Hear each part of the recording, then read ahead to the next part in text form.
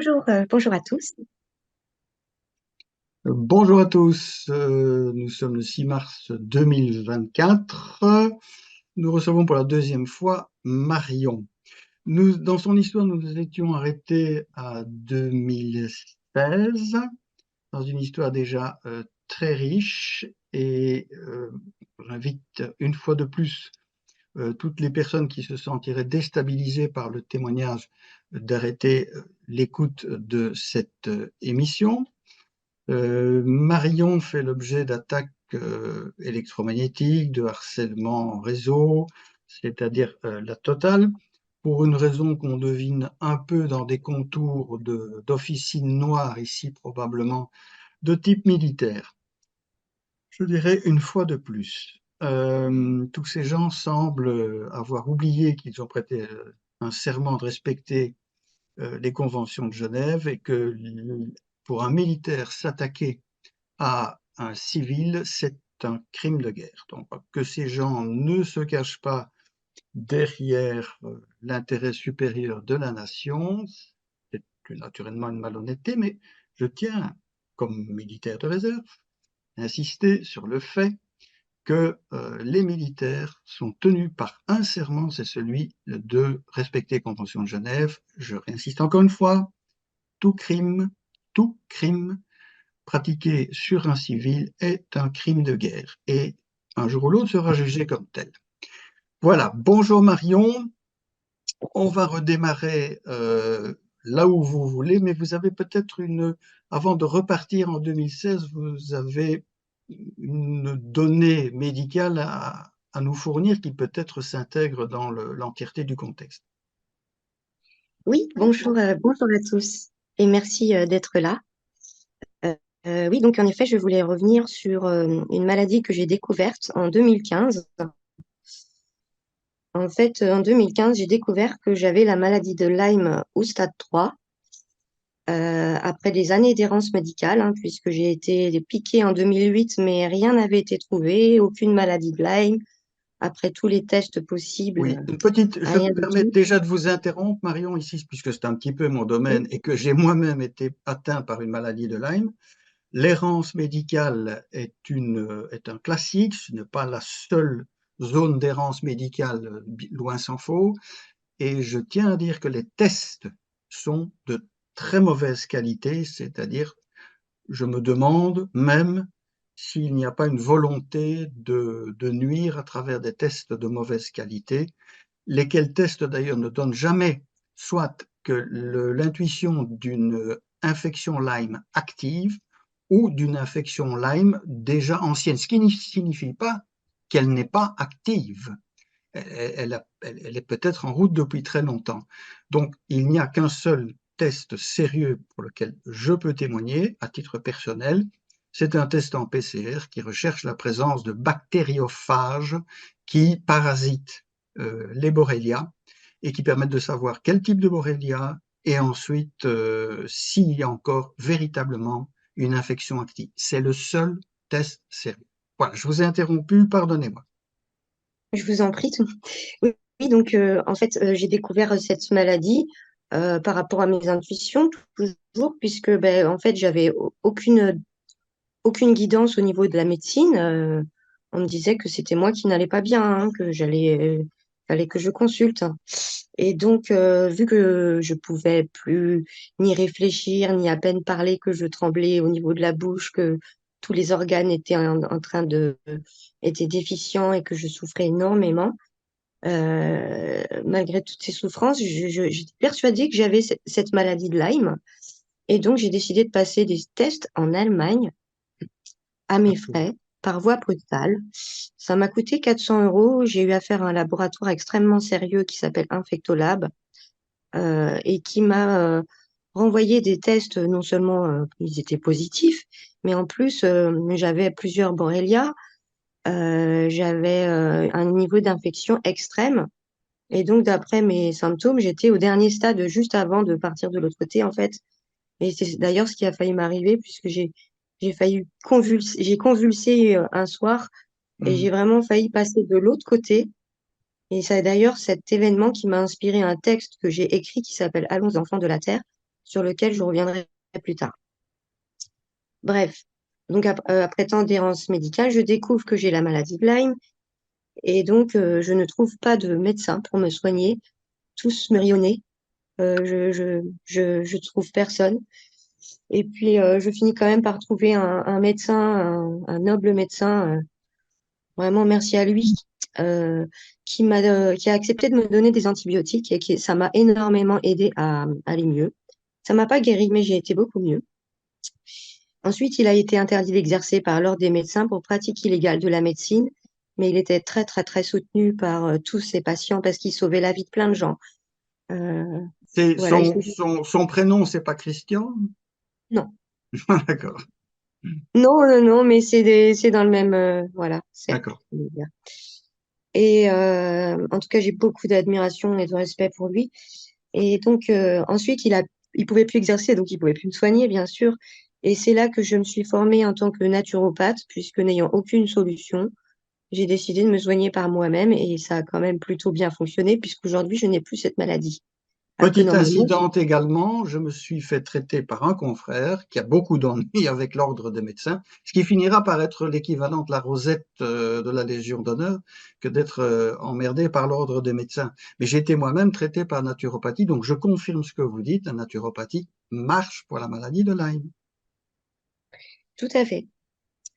Et, euh, et donc, euh, et donc voilà, j'ai guéri. Et Dieu merci, puisque voilà, toute ma famille me voyait souffrir. C'était terrible pour mon entourage Mhm. de me voir comme ça, à l'état de grabataire, hein. Vous avez 90 ans dans votre tête. Ok. Les volets, c'est l'activité de la journée. Prendre sa douche, c'est impossible. Enfin, on ne peut pas s'imaginer le niveau. On a l'impression qu'on est détérioré de l'intérieur jusqu'à la moelle. Et mon fils qui me voyait comme ça, ben, à Noël, il voulait qu'une chose, c'était je veux que maman guérisse, je veux rien d'autre. Et un jour, il a créé en cachette une cagnotte en ligne, Linky, Mhm. qu'il avait intitulée Sauver ma maman. Et il a fait ça tout seul à l'âge de 8 ans. Et son père, qui est informaticien, est tombé sur l'annonce qu'il a ensuite supprimée parce que bien sûr, c'était pas à mon fils de me sauver. Mais c'était très mignon de sa part. Ouais. Enfin, ça, c'est pour la petite anecdote, pardon. Mhm. C'est très bien. Donc, tout ça pour en arriver à cette fameuse année 2016, hein, qui a été l'année, on va dire, des tortures où elles ont commencé. Mais en fait, avant qu'elle commence, cette fameuse année 2016, on va dire que c'était en septembre, j'ai vécu un événement euh, qu'on pourrait classer de surnaturel, hein. Alors moi, je croyais pas du tout à tout ça, mais n'empêche qu'il m'est arrivé ce qu'on appelle une abduction, hein. Donc, une nuit, j'ai senti que mon corps était paralysé et que je ne pouvais plus bouger. C'est-à-dire que j'étais consciente, hein, j'étais réveillée. Et je sentais plus mon corps. J'essayais de bouger les mains, les pieds, la tête, rien du tout. Donc prisonnière de mon corps. Et puis d'un seul coup, il y a une espèce d'énergie ultra puissante, mais alors qui me soulève d'une grande force.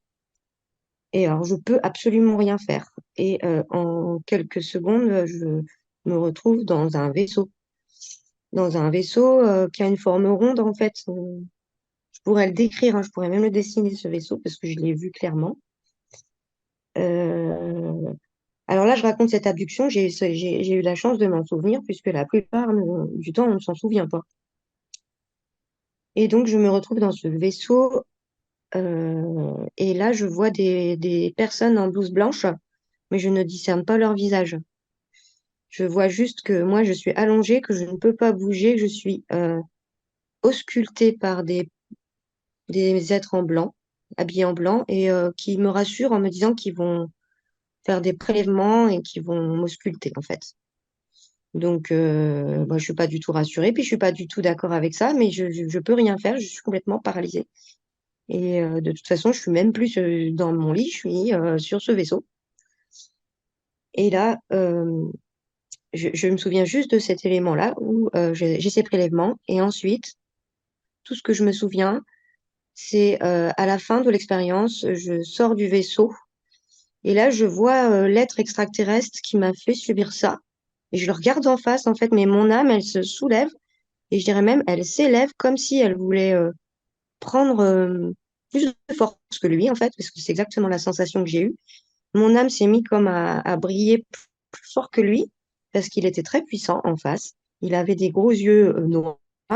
Il était d'un blanc laiteux, avec plutôt une grosse tête euh, et un corps plus petit que sa tête. Enfin, assez, comment dire, fin.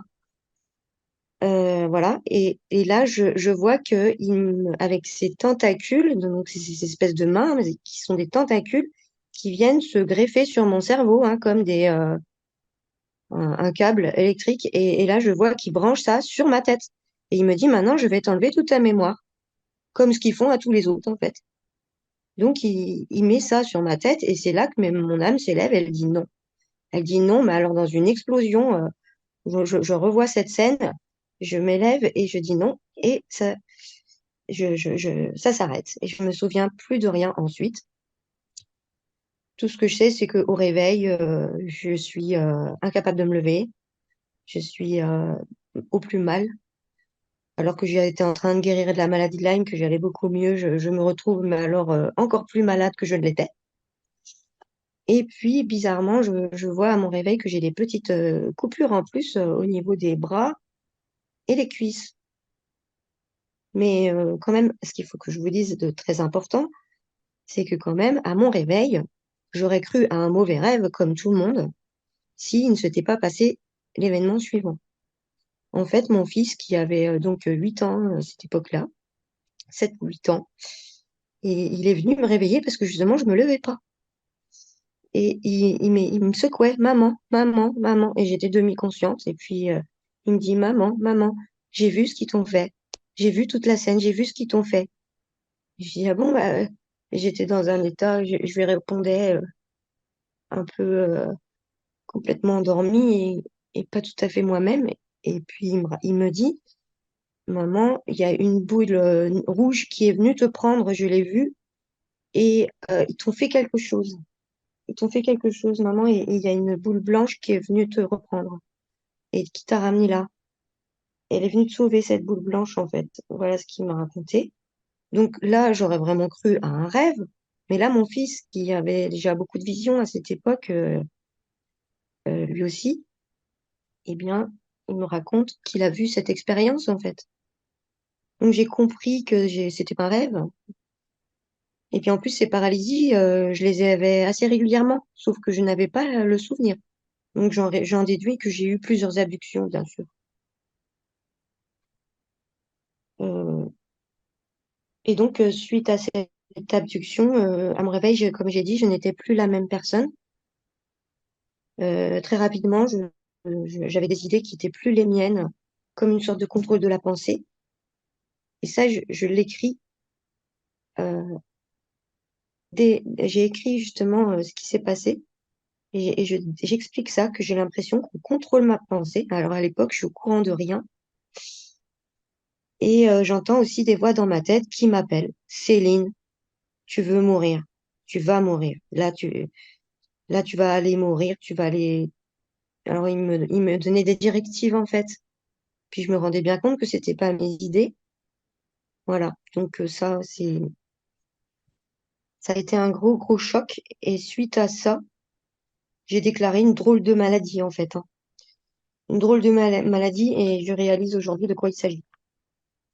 Une drôle de maladie qui a un lien avec cette abduction puisqu'elle s'est manifestée très peu de temps après. J'ai découvert que j'avais la maladie des morgellons. Donc, Alors, si vous voulez bien, juste, on va faire un petit stop ici. Alors, les morgelons, pour ceux qui ne le savent pas, et il n'y a pas si longtemps, je n'en savais rien non plus, ce sont des espèces de micro-spaghettis qui se trouvent au niveau de la partie superficielle de la peau. Alors, les morgelons, on peut en avoir dans la maladie de Lyme elle-même, mais essentiellement dans les premiers variants Burgdorferi.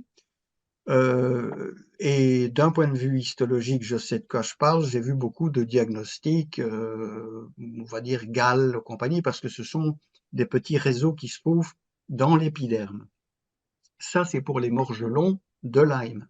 Mais ce que vous allez décrire, m'a été rapporté au moins par 2 autres personnes, à savoir Mélanie Vritchan, de la présidente d'ICATOR, et également tout récemment par Madame Sagnol, et donc témoignage sera bientôt mis en ligne. Et donc ces morgelons sont d'une autre nature, puisque quand mes confrères les examinent au microscope, euh, ils, euh, ils n'ont pas de diagnostic, ils ne savent pas ce que c'est. Ils voient bien que c'est un matériel qu'ils décrivent quand même comme polymère et métallique. Voilà, donc vous n'êtes pas la seule, et les morgelons sont dans 2 catégories un peu différentes, même si cliniquement, ce sont des apparitions sur la peau d'un matériel visiblement exogène. Je vous rends la parole. Oui, tout à fait. D'ailleurs, ça me fait penser qu'il faut que je vous parle de Bernard Taillé, hein, vous me redites si j'oublie. Et donc, justement, ce que vous dites, là, les médecins ne savent pas ce que c'est, mais moi, mon médecin de famille de l'époque, il a très bien constaté ces fibres sur ma peau, qui Mhm, semblaient bouger en plus. tout à fait. Donc, il lui a même demandé d'écrire un, qu'il le constatait lui-même en tant que médecin. Donc, il m'a fait un diagnostic en disant qu'il constatait effectivement des fibres de nature étrange sortir de ma peau. Voilà, et qui bougent et qui se dressent comme pour capter un signal, hein. C'est assez étrange, Absolument. ces fibres qui sont de plusieurs couleurs et de plusieurs formes différentes. Il y a des filaments, mais il y a aussi des petits cristaux, des petites pierres, plein de petits éléments, en fait. Et donc, Ce qui quand j'ai su que corrobore encore, j'avais... c'est ça, c'est que si vous permettez, c'est ce qui corrobore encore ce que votre fils a dit, ce que vous avez décrit, cette abduction, parce qu'une des conséquences de cette abduction, c'est l'apparition de morgelons de type polymère métallique. C'est ça, et c'est rapporté par beaucoup de Tout à personnes, ça. fait, tout à fait. À cette époque-là, je me suis mis en contact avec une personne qui, je peux dire son nom puisqu'il est décédé, paix à son âme, Bernard Taillé. Il avait, en fait, j'avais entendu parler de lui parce qu'il avait diffusé une émission sur France 3 que tout le monde peut retrouver normalement. Bernard Taillé Mhm. avait fait une émission pour parler des chemtrails. Il avait analysé des fibres de chemtrails et il avait expliqué ce qu'il avait trouvé dedans, ce qui était quand même assez inquiétant, hein. Donc du barium, du strontium, des conducteurs de l'information, des métaux lourds, des champignons, ou un drôle. Alors, les champignons, on sait qu'ils pénètrent le système nerveux.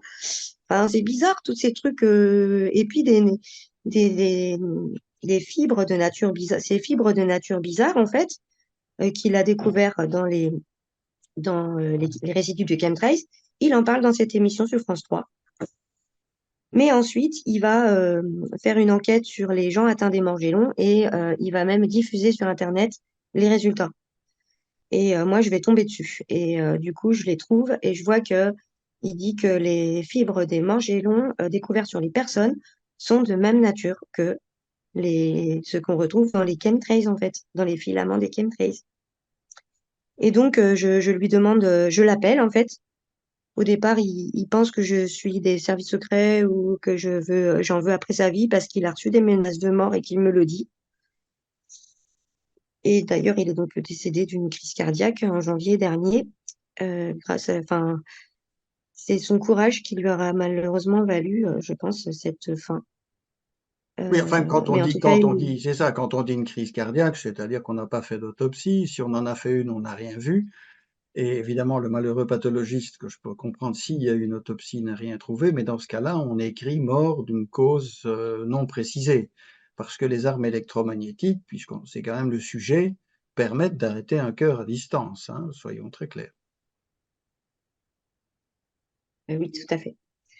Et donc, ce Bernard Taillé, donc, il m'a fait un devis parce que j'ai pu quand même converser avec lui pour faire l'analyse de ces morgellons sur mon corps.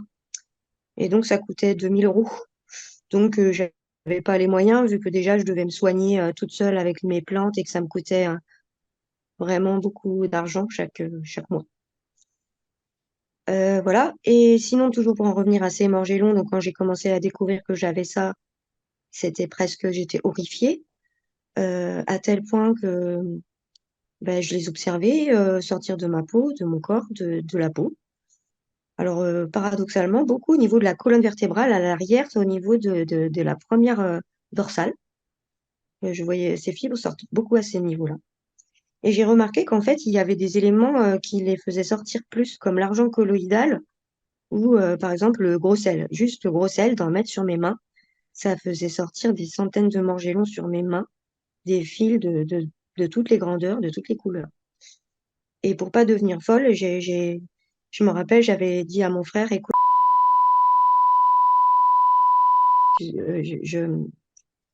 il faut que tu me crois, j'ai des fibres bizarres qui me sortent de la peau quand je vais te le montrer. Et donc, il était avec sa compagne à l'époque. Et donc, ils étaient deux à regarder la scène. Je mets donc du gros sel dans mes mains, ils regardent, et au bout de même pas quelques secondes, ils voient les fibres qui apparaissent tout seuls sur la peau. Donc là, je dis que je l'ai montré à mon frère, mais je l'ai montré à au moins une quinzaine de personnes, sont tous témoins de ça. Mais je parle de ça à l'époque où je le découvrais. Et donc, mon frère et sa compagne disent, ben, oui, c'est sûr, on constate que tu as raison, ben, il y a vraiment des fibres qui sortent de tes doigts. Et donc, on les a mis au microscope sur l'iPad de mon frère. Et là, quand on a activé le microscope, on a vu des fibres euh, nanotechnologiques, vraiment, comme des petits robots qui bougeaient, qui étaient colorés et qui étaient segmentés comme des petits vers, mais robotiques. Donc là, c'en était trop pour mon psychique à ce moment-là, mais je réalisais bien que je me suis dit, tu as une maladie extraterrestre. Donc, je me suis dit, j'ai une maladie extraterrestre, c'est pas possible. Oui, Et les deux en plus, personnes dont je vous parle n'ont pas eu d'abduction, mais elles ont été ok, injectées dans un milieu, on va dire, para-hospitalier. d'accord.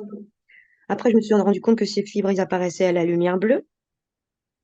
Et puis, je me suis rendu compte ensuite que si je mettais des aimants sur mon corps, ils tenaient tout seuls. Donc là, c'est sûr que je suis un cas médical, je pense, parce que clairement, c'est pas possible d'être magnétique pour un corps humain. Je suis littéralement aimantée. Donc, j'ai fait des vidéos et des photos pour le prouver. Voilà, j'en ai jamais parlé à mon médecin hein, parce que j'aurais eu peur qu'il ne me croie pas, bien que ça soit, bien que, voilà, je l'ai fait constater ça à une cinquantaine de personnes autour de moi et je me suis rendu compte que je n'étais pas la seule à être magnétique. Ah Je bon? suis quand même devenue, oui, je suis devenue hautement magnétique quand le Covid est arrivé. Bien encore plus à ce moment-là. Mais à ce moment-là, tous les autres à qui je faisais le test étaient également eux-mêmes magnétiques. Donc ça a interpellé quand même beaucoup de gens de mon entourage. À ce moment-là, on a essayé de me faire taire parce que je voulais en parler à un médecin et j'ai jamais pu l'approcher. Parce que ce médecin, justement, il s'est intéressé à tout ça. Et puis après, ben, ils m'ont tellement abîmé ma vie, mon entourage et tout ça que j'arrivais plus à m'occuper de tout ça. Quand vous dites il, c'est qui? Quand je dis il, c'est tout le réseau les petites D'accord, mains d'accord, oui, oui, qui, euh, oui, qui oui. s'occupent des tortures. Mhm. Bien que quand même, je pense que les morgellons sont une espèce d'interface cerveau-ordinateur qui permettent le contrôle mental, la lecture des pensées en direct et les tortures sans fil via satellite, via antenne. Tout à Mais ça fait. n'empêche pas la participation des voisins. Et donc, de ce que j'ai pu, je me suis beaucoup documentée sur les morgellons qui sont décrits comme des neuroarmes de réseau sans fil, qui sont constitués de nanotubes de carbone. Et donc, c'est déjà une technologie de biodétection et de contrôle mental pour ceux qui les ont analysés, notamment les scientifiques de la Quinta Columna. Je diffuserai la vidéo si vous voulez la partager sur le site, c'est très intéressant. Oui, non, Voilà, moi, ils expliquent que c'est personnellement, je l'ai vu, mais c'est intéressant. Bon, petit aparté, j'ai une grosse difficulté quand même avec ces gens-là parce que si en tout cas on croit Madame Strickelberger, tout est nano, tout est 5G, et il n'y a pas d'ARN, il n'y a pas de spike. Alors je peux vous dire quand même qu'en 2020-2021, en Belgique en tout cas, il n'y avait pas de 5G clairement installé parce qu'ils ont couru comme des fous en 2020, alors que tout le monde était en lockdown, pour installer la 5G, qui n'a été installée, on va dire, commencé peut-être en 2022.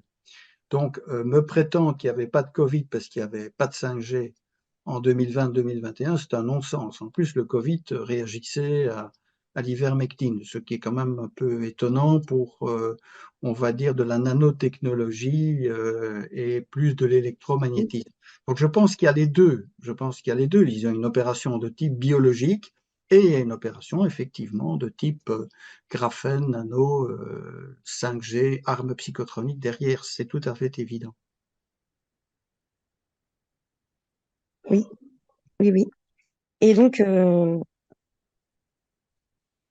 cette technologie, ça peut paraître surprenant pour beaucoup de gens, mais n'empêche que quand on voit que l'ADARPA, donc L'ADARPA, ne se cache pas de travailler sur le sujet interface cerveau-ordinateur, il ne s'en cache pas, n'importe qui peut aller voir les travaux qu'ils font, et qui parle déjà d'une médecine qui fonctionne avec une technologie sans fil, enfin on est en plein dedans, ils ne se cachent absolument pas des travaux qu'ils font. Tout à fait. Donc, ça veut dire qu'on peut connecter déjà le cerveau avec une IA et que c'est un peu leur projet en réalité. Et moi, Oui, ben je c'est l'ai. le projet de monsieur Musk hein, aussi.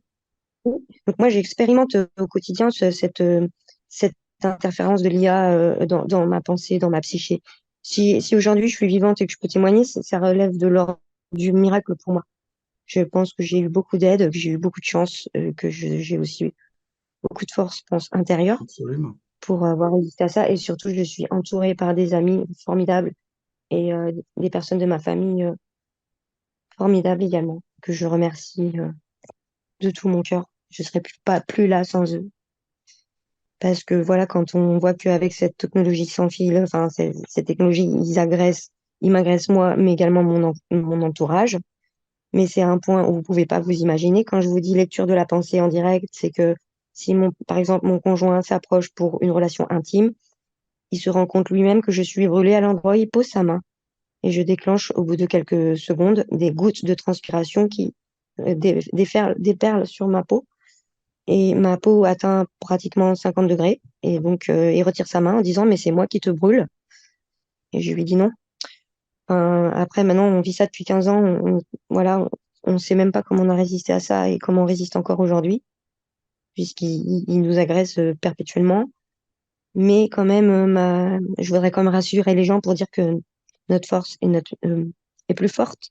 Et à un moment donné, on peut écarter ces agressions-là en reconnaissant justement que c'est pas nous, que ça vient pas de nous, et en le repoussant en fait de notre champ énergétique. Ça, c'est possible et c'est aussi grâce à ça que je suis toujours là. Voilà, ils sont capables de provoquer des mouvements involontaires de ma main, par exemple. Et ça aussi, c'est grâce à ma petite voix que je m'en suis rendu compte, puisqu'elle me prévient. Alors un jour, j'avais mon téléphone dans mes mains et j'entends, attention, ils vont faire tomber ton téléphone. Je dis, mais n'importe quoi, parce que des fois, j'écoute pas ma voix. Et puis là, je sens un mouvement involontaire qui met carrément, mes doigts s'écartent, mon téléphone s'apprête à tomber, mais comme j'en avais semi-conscience, je l'ai rattrapé au vol. Alors ça m'est arrivé des tas de fois. En fait, c'est qu'ils peuvent provoquer une crampe soudaine qui vous empêche de freiner. Ils peuvent provoquer n'importe quoi, en fait, au niveau C'est vrai. du contrôle Tout, musculaire. tout à Voilà. fait. Mais là, quand il vous plonge dans un monde qui est quand même de type Matrix, vous y êtes aussi, mais ils y sont aussi. Et il est clair que ces prémonitions, vous les avez sans doute, mais il y a également de la télépathie synthétique. Peut-être de leur côté, ils ne contrôlent pas tout à fait et que ces prémonitions sont en fait de la télépathie synthétique aussi. Aussi. Pas seulement, mais aussi. Mm. Et donc, après, le plus gros problème, c'est les tortures, bien sûr, parce que c'est des douleurs violentes, c'est dans les différents organes, c'est des coups électriques qui peuvent être ultra violents ou très diffus. Alors, le plus courant, c'est avant de manger, il me coupe l'appétit, donc je commence à avoir la nausée avant de manger, généralement. Ensuite, des douleurs dans le ventre, jusqu'à ce que je m'aperçoive que, en fait, c'était systématiquement des ondes dirigées sur mon ventre qui me donnaient ces maux de ventre. Et donc, après, j'ai On, commencé on à voir rappelle que, que on tout ça, rappelle que vous avez été opéré au niveau abdominal aussi, hein, donc implantation en plus. Oui, tout à fait, oui. Ben, d'ailleurs, vous êtes en train de me rappeler quelque chose que j'ai pas dit tout à l'heure, justement par rapport à mon abduction, c'est que ce que j'ai pas dit, c'est au moment de cette abduction, je pensais être enceinte et je pensais attendre un bébé parce que j'avais un retard de règles et en fait, 2 jours après cette abduction, j'ai perdu beaucoup de sang, j'ai perdu ce qui me semblait être comme une petite fausse couche. Après, j'ai eu l'impression d'avoir perdu le bébé et ça a été terrible pour moi. Et j'avais l'impression qu'il me faisait quelque chose d'ovaire. Et en fait, j'ai développé de l'endométriose sévère très peu de temps après cette abduction. Voilà, je n'avais pas dit ça et c'était quand même un kiff. Heureusement, vous me le rappelez indirectement. Euh, du coup, j'en étais à décrire On en était comment. au Morgellon et donc toute la technologie qui est mise derrière. Vous expliquez les tortures qui vous sont faites. Bon, vous pouvez Oui, les oui, décrire, oui, hein, mais je ne voudrais pas non plus faire trop, enfin, un équilibre entre le sensationnalisme, le voyeurisme et en même temps la déclaration tout à fait légitime des souffrances qu'ils vous endurent. Alors, vous pouvez les dire, vous pouvez ne pas les dire, c'est à votre libre oui, oui, appréciation. d'accord. Après, quand même, ce que je voudrais dire, c'est que en 2017, j'ai eu une tentative d'empoisonnement alors que j'étais en vacances au ski. Et que là encore, bah, ma petite voix m'a prévenue, sauf que ce jour-là, je ne l'ai pas écoutée et que ça s'est très mal passé pour moi. En fait, on venait d'une journée de ski et en fait, à chaque fois qu'il m'arrive quelque chose de positif, je vais avoir la charge équivalente en négatif juste après. Et donc, là, bonne journée de ski, on arrive boire un apéro en terrasse, là où on avait l'habitude d'aller à chaque fois, en fait, très souvent. Et puis, à ce moment-là, on nous sert un verre. Le serveur pose un citron chaud, donc boisson que j'aime beaucoup. Et là, il pose le verre et j'entends, ne bois pas ce verre. Mais alors d'une force. Mais alors en plus, je me suis dit, mais mince, pourquoi je ne boirais pas ce verre? Enfin, il n'y a pas de raison. Je n'ai même pas pensé à un empoisonnement à ce moment-là. Donc j'ai quand même hésité à le boire parce que j'écoute ma petite voix quand même. Elle m'a sorti tellement de fois d'affaires. Et donc, je bois le verre parce que j'avais froid. Le citron était bien chaud, mais il avait un drôle de goût quand même. Il avait un goût de citron chimique. Et en fait, en début de soirée, suite à après avoir ingéré cette boisson, on va dire 3 heures après, c'était l'heure donc de l'apéritif. On avait quelque chose à fêter au champagne, donc c'était une belle soirée qui s'annonçait. Sauf que pour moi, j'ai commencé à avoir des violentes douleurs dans le ventre, tellement violentes que j'ai dû aller me coucher. Et puis, j'ai été malade comme j'ai jamais été malade. Et surtout, j'ai eu des hallucinations toute la nuit. C'est-à-dire que j'avais beau ouvrir les yeux, je voyais des bulles rouges, jaunes, oranges, énormes. Alors, il y a des gens qui m'ont dit que c'était des signes comme si on avait pris du LSD Oui, ça me paraît ce effectivement. jour-là. Mais il n'est pas sûr que c'était pas une mixture, hein. Vous avez probablement eu droit à du Ah LSD ben, oui, oui, parce plus que autre chose. Mais le fait que vous aviez prévu une soirée, je veux dire, sentimentale, ils le savaient et donc ils vous l'ont pourri. Donc ils le savaient, ils savaient que vous alliez là d'habitude et bien entendu, je doute que le serveur n'ait pas été étranger à ce qui vous est arrivé. voilà. Et donc, comme à chaque vacances, ils me les gagent d'une manière ou d'une autre. Donc là, ben, j'étais au lit tout le reste des vacances. Après, j'ai été malade pendant plusieurs mois parce que j'avais le digestif qui était complètement bloqué. Donc, il n'y a qu'avec la naturopathie que j'ai réussi à me guérir encore une fois de plus et que ça m'a permis d'aller mieux. Mais voilà, je voulais quand même évoquer ce fait. Et puis sinon aussi, très curieux, à ce moment-là, apparaissent dans ma vie les 666. Alors ça, c'est une grande curiosité. Ce sont souvent des voitures immatriculées qui me suivent en fait, ou qui sont devant moi, ou qui débarquent devant moi, ou qui se postent devant moi, devant l'endroit où je travaille, par exemple. Et, Et donc, ces voitures 666, elles se manifestent toujours à des moments bien précis. Elles se manifestent toujours avant qu'ils agressent mon entourage, avant une crise de violence, enfin, avant qu'on agresse mon entourage, qui font en sorte qu'ils vont les faire devenir agressifs envers moi, en fait. Et donc, ces 666, j'ai voulu savoir qui c'était. Un jour, je me suis amusée à même vouloir la suivre, la voiture.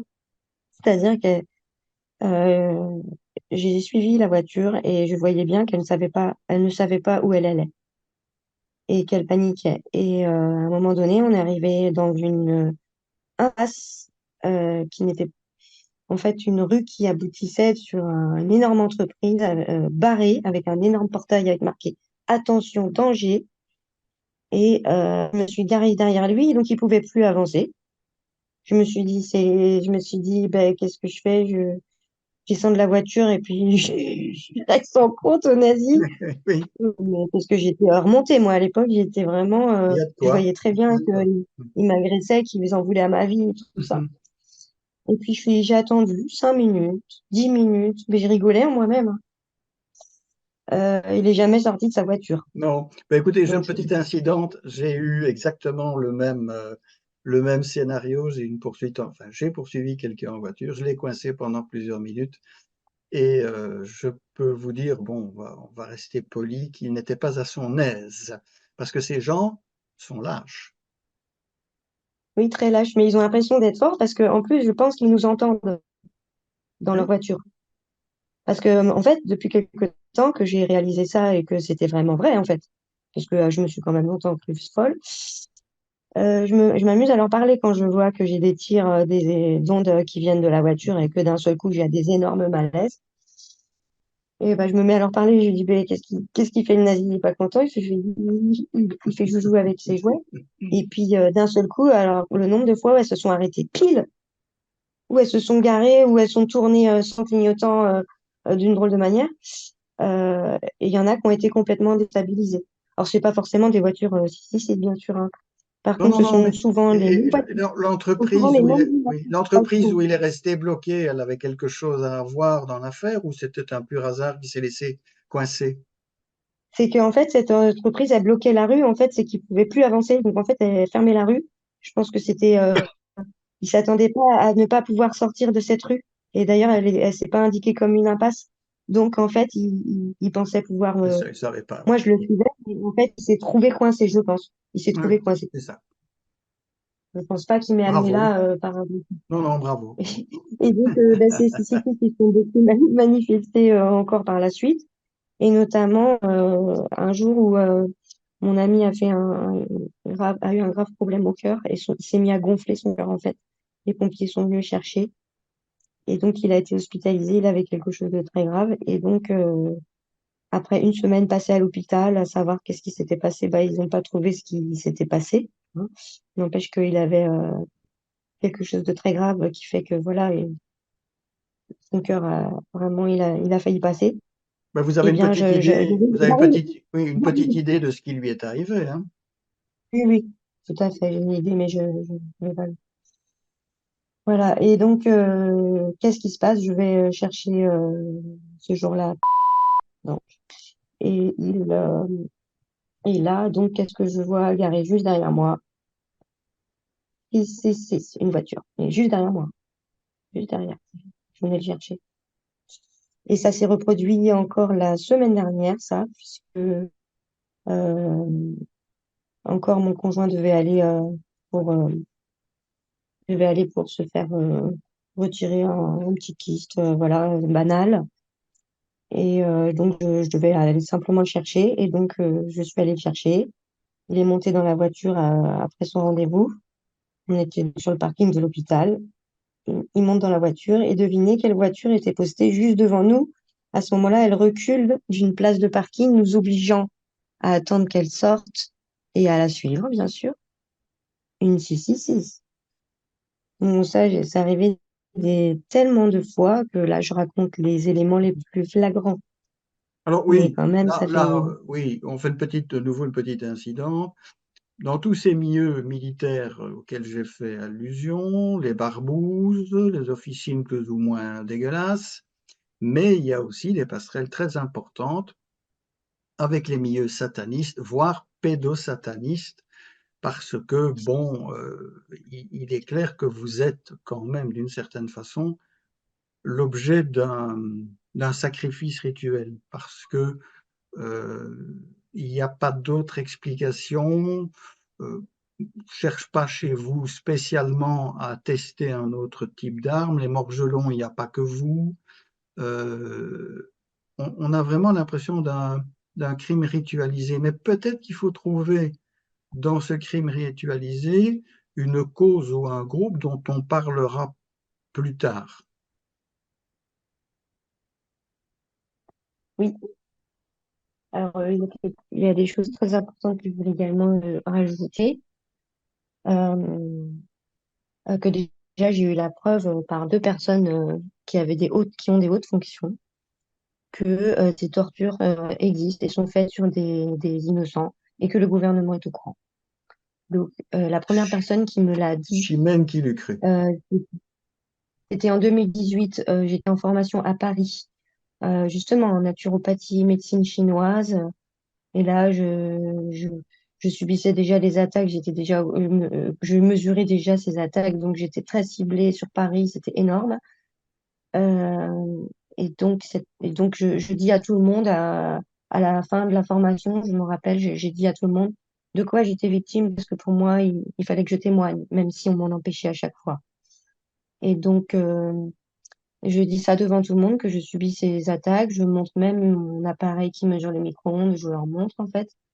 Et puis là, il y a une personne qui se lève à la fin de mon témoignage, donc une personne qui se lève, je me rappelle, qui commence à expliquer qu'elle a travaillé pour le secrétariat sous François Hollande, mais aussi sous Sarkozy, et qu'elle est tout à fait au courant de ces pratiques, que des individus sont ciblés euh, par armes électromagnétiques. Donc ça, c'est la première personne qui va me le dire. Ensuite, je vais chercher à demander à cette personne d'en savoir un peu plus, et puis elle va me dire de ne plus jamais la recontacter, de ne surtout plus jamais lui parler de ça, car elle va avoir des problèmes. Absolument. Donc je respecte bien sûr. Et puis la deuxième personne qui me fait une révélation du même type, c'est donc très récemment, puisque c'était pendant un enterrement où je revois un cousin que je n'ai pas vu depuis 15 ans et qui aujourd'hui travaille à l'étranger pour une très très grande société, je ne sais pas si je dois la citer, Mais décrivez un petit peu une très très grande société, dans quel milieu elle travaille, peut-être? cyberattaque, cyberattaque. Il travaille dans la cyberattaque. Donc, après discussion avec lui, donc il a confié que il utilisait effectivement, il avait recours à ses armes, mais lui pour les défaire surtout, pour les défaire quand eux ils subissent des attaques en fait, parce que les grandes sociétés subissent ce genre d'attaques, ils le savent, ils sont au courant et ils les déjouent. Voilà, donc il a commencé par dire qu'il déjouait ce genre d'armes qui pouvaient être utilisées contre des sociétés, qu'il en avait l'habitude et que ça pouvait même fonctionner en technologie sans fil, sans connexion Internet, pardon. J'ai trouvé ça. Et donc ensuite, sur la question des personnes ciblées, quand on lui a demandé s'il était au courant, il a dit que oui, que des personnes effectivement étaient ciblées, qu'il était au courant et qu'il était d'autant plus au courant qu'il avait failli travailler pour les services secrets parce qu'on lui avait proposé une embauche. Mais en fait, après, il s'est plus dirigé vers la cyberattaque et il n'avait pas Mhm. accepté ce poste. Mhm. Donc, il Mais a tout confirmé. Donc, oui, oui, bon, il a tout il a tout compris. Il a tout compris et c'est une fois de plus, on remet sous le nez de nos amis dits rationalistes qui sont simplement des conformistes, que quand on tape sur les services secrets, ça n'est pas par fixation névrotique, par absence de penser différemment, c'est parce que malheureusement, ces crapules, faut appeler les gens par leur nom, euh, bien, sont bien au centre des problèmes. Et bon, et Madame Sagnol et Bozena et encore d'autres personnes montrent bien que l'international des services secrets est déjà réalisé, c'est-à-dire le nouvel ordre mondial des services secrets est déjà réalisé, et qu'une fois qu'une victime se trouve dans les filets du gang stalking et des armes électromagnétiques, au besoin, ces messieurs, dames, se passent la victime d'un réseau à l'autre. Voilà. Oui. Et d'ailleurs, là, vous me faites penser à quelque chose que j'ai très envie de partager avec vous avant de continuer mon témoignage. La référence est le livre de Claire Séverac, qui s'appelle La guerre secrète contre les peuples. Euh, Page 344, La marque de la bête, c'est le titre du paragraphe. Où là, Claire Séverac explique avant un journaliste qui s'appelle Serge Monast est mort d'une attaque cardiaque dans des conditions jugées suspectes. Et donc, Serge Monast se disait informé par des politiciens repentis et des agents de services secrets écœurés et que l'on a fait passer pour fou à l'époque, nous prévenait déjà en 1996 que l'idée était d'injecter dans l'organisme de l'ADN nu, c'est-à-dire des séquences d'ADN répétitives. Cet ADN peut être synthétique, qui sont des supports d'information cellulaire sur lesquels on vient greffer soit des séquences d'ADN virales, soit des gènes codants pour des protéines virales ou bactériennes. L'intégration de ce patrimoine génétique à nos cellules est très rapide et on ne peut plus contrôler par la suite les synthèses protéiques qui se font puisqu'elles sont intégrées à notre patrimoine. Mais il On se sait fait, maintenant que c'est c'est ça, ouais, c'est ça. Il se fait, figurez-vous, que c'est exactement ce qui s'est passé avec le vaccin, le soi-disant vaccin Covid, puisqu'on nous a parlé justement, j'y viens. d'un vaccin ARN, on nous a toujours dit non, c'est de l'ARN, c'est pas de l'ADN, ça peut pas s'intégrer. C'était déjà ridicule, puisqu'il y a 15 à 20% de gens qui ont des transcriptases inverses. Mais ce qu'on a appris récemment, c'est que c'est une technologie ADN qui a été utilisée, une vieille technologie plasmidique, et donc une intégration encore plus rapide dans le génome humain. Donc ça correspond exactement à ce que vous me dites. Oui, et d'ailleurs, il poursuit en disant, on sait maintenant que cet ADN étranger implanté par vaccin ou par les épandages chemtrails constitue une antenne programmable par l'extérieur, donc technologie sans fil, dans un but non pas humanitaire de santé, mais bien de contrôle des populations à des fins politiques extrêmement douteuses. Et, et que depuis le vendredi 15 octobre 2004, l'Agence de sécurité sanitaire américaine autorise l'usage des puces RFID dans le corps humain. Monast avait donc raison. Il ajoutait ces technologies de modification du comportement des populations, voire de ralentissement du système immunitaire, et je dirais même, moi, cognitif, puisque je travaille avec des jeunes et que je le vois, et je suis pas la seule à le voir.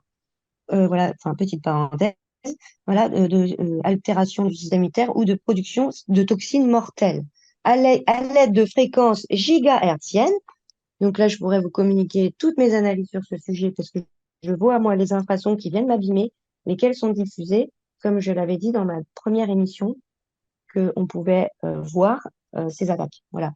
Et donc, il disait qu'à l'aide de ces fréquences gigahertziennes, alors, pardon, il disait donc à l'aide de fréquences gigahertziennes, voilà, elles existent et sont notamment relayées par l'injection de cristaux liquides et l'implantation d'une puce électronique sous-cutanée dans le but de court-circuiter la conscience individuelle. Bref, petit aparté, mais c'est exactement ce que vous disiez. Euh, et cette technologie, elle est démoniaque, quoi, en fait. Oui, elle est démoniaque et on revient au 666. Bon, Marion, il nous reste peut-être 10 minutes sur ce tome-ci et bon, la fois prochaine, nous embrayerons sur l'après 2016-2017.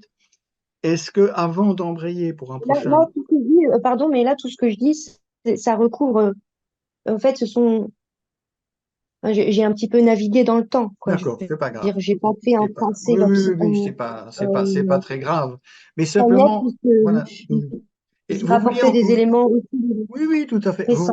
Vous vouliez, avant de terminer cette séance-ci, repréciser encore quelque chose qui vous tenait à cœur. Eh bien, oui, je voulais parler de mon autre problème, c'est-à-dire que je fais dysfonctionner tous les appareils de manière, euh, Mhm. impressionnante, en fait. Que ce soit le téléphone qui ne m'obéit pas, il dysfonctionne énormément, imprimante, GPS. Le GPS m'emmène jamais à l'endroit où je veux qu'il m'emmène, hein. Il me Oui, fait tourner à gauche quand il me dit d'aller à droite. Euh, le pire, c'était mon ancienne voiture. Le clignotant s'allumait tout seul. Les essuie-glaces s'allumaient quand je voulais pas qu'ils s'allument. Ils ne s'allumaient pas quand je voulais qu'ils s'allument. oui, enfin là, La voiture s'allume. ils prennent le contrôle de l'informatique de la voiture. Mais pour ce qui est de faire La voiture tout sauter, toute seule. oui, oui, pour ce qui est de faire sauter les appareils autour de vous, j'ai précisément 2 cas dans mon environnement belge de personnes à qui ça arrive quand ils vont ailleurs, les lampes sautent, les ordinateurs grillent.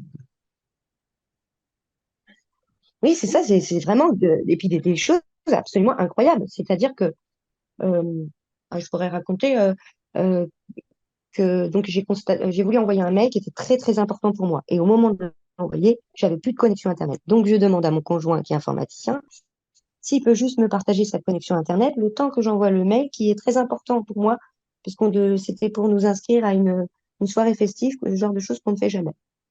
Et donc, bah, bien sûr, pas de connexion, puis bah, il fallait que je le fasse dans l'heure, donc c'était urgent. Et là, mon conjoint partage sa connexion avec moi, ce qu'il n'aurait jamais dû faire, puisque tout a bugué à ce moment-là. Et il pouvait plus télétravailler. La box a grillé, carrément grillé. Euh, et en fait, sur mon application ElectroSmart, donc je la partage, j'ai vu qu'il y avait des ordinateurs qui étaient, enfin des Wi-Fi, des Bluetooth qui étaient anormalement connectés chez moi, Mhm. que je n'avais jamais vu, mais que je pouvais voir parce que je peux voir tous les appareils qui sont connectés, que ce soit les téléphones, les Wi-Fi et les Bluetooth Mais et les antennes. on montre ici l'application ElectroSmart que j'ai également chez moi. Oui, oui, elle est vraiment très utile. Et c'est là que j'ai pu voir que par moment, il y a des personnes qui se connectent chez moi et qui font faire des drôles qui font des tours de magie, quoi. C'est ça, c'est Parce que ça. là, je vous raconte ça, mais la dernière fois, l'écran de mon téléphone est apparu sur l'ordinateur de mon conjoint, alors que j'avais mon Wi-Fi éteint.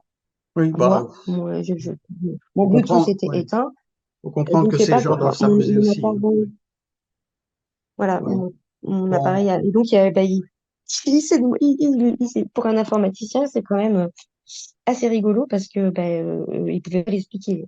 non, mais Il pouvait pas il faut, l'expliquer. il faut comprendre que ces gens en face, entre guillemets, doivent s'amuser aussi. Les pauvres malheureux, torturer des gens, c'est un boulot torturant. Ils doivent quand même s'amuser un peu. On a d'ailleurs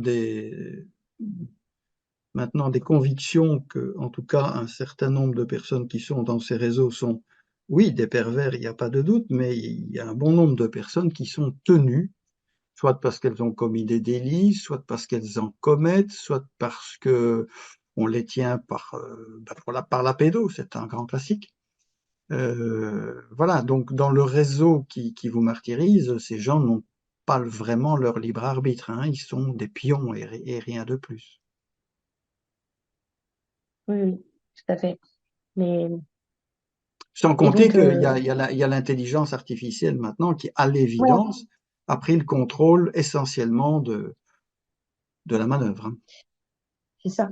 J'ai aussi des drones qui viennent dans mon jardin quand je suis sur ma chaise longue. Et puis, je vois, il fait le tour, il me fait le tour de moi, en fait. Il tourne en rond. Au début, je croyais que c'était un oiseau. Puis, je me dis, tiens, il est un peu robotique, cet oiseau. En fait, c'était un drone qui tournait autour de moi alors que j'étais en maillot de bain dans mon jardin. Et puis, sinon aussi, j'ai des avions qui font des déflagrations au niveau de ma maison, très souvent, mais militaires. Et donc, ils font tellement trembler la maison que je me dis, mais elle va finir fissurée parce que, et Mhm. ça se produit toujours quand je suis seule chez moi. Oui, Ça enfin, arrive toujours quand je suis oui, seule chez vous moi. voyez que, oui, oui, vous voyez que nos amis militaires et les services secrets, bon, ils sont comme cul et chemise, bien entendu. Je répète ce que j'ai dit, ce qu'ils font est purement et simplement criminel, et si par malheur la situation devait changer, ils n'auraient aucune excuse à finir au peloton d'exécution. Oui, ça, c'est sûr. Qu'ils se le Mais, tiennent pour dit. Voilà. mais Bien, quand même, je pense qu'il y a aussi une intelligence artificielle qui gère aussi certaines choses.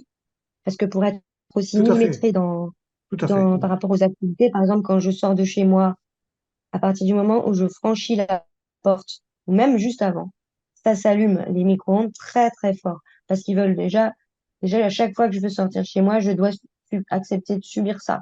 Mhm, Quand je rentre dans ma voiture, à la seconde où je rentre dans ma voiture, j'ai un tir. mhm. Euh, voilà. Là, on parlera Je des suis tirs aussi, enfin, de l'origine des oui. tirs également la prochaine fois. Bon, mais Marion, pour le format habituel, déjà, on a fait une bonne heure. Je me permets de vous remercier une fois encore et de vous dire toute l'admiration que j'ai pour vous, pour votre courage, mais également, et c'est assez rare pour être souligné, pour votre famille, votre entourage et au premier chef, votre conjoint à qui je transfère mon admiration et je suis assez économe de ce sentiment.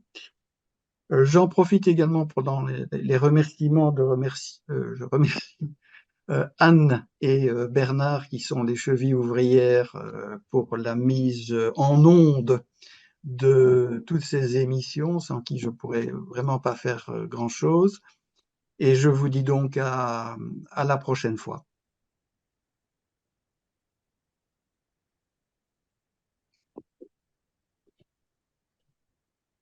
Eh bien, merci et à bientôt. À bientôt. Merci à tous.